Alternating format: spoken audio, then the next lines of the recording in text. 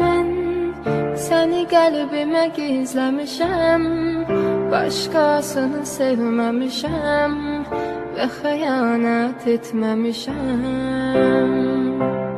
Amma sən ürəyimlə oynamısan, ağır olsa da duymalısan, mənim ən böyük yanlışımsan. Ağlama, ürək o buna layiq deyil, inan. Tərk edən sonunda peşman olur hər zaman. O sənə yaşatdıqlarını özü yaşamadan, ruhunu alıp gedən deyildir bu dünyadan. Mən səni qəlbimə gizləmişəm, başqasını sevməmişəm və xəyanət etməmişəm. Amma sən ürəyimlə oynamısan, ağır olsa da duymalısan, mənim ən böyük yanlışımsan. Ağlama, ürək o buna layiq deyil, inan. Tərk edən sonunda peşman olur hər zaman.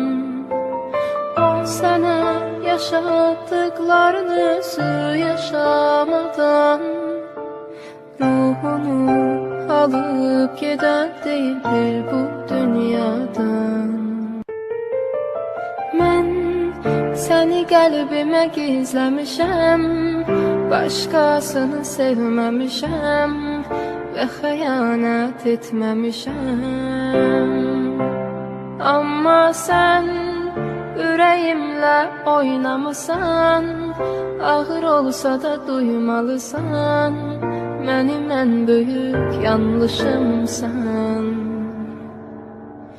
Ağlama, ürək o buna layiq deyil, inan. Tərk edən sonunda peşman olur hər zaman. O sənə yaşatdıqlarını özü yaşamadan, ruhunu alıp gedən deyildir bu dünyadan. Mən səni qəlbimə gizləmişəm, başqasını sevməmişəm və xəyanət etməmişəm.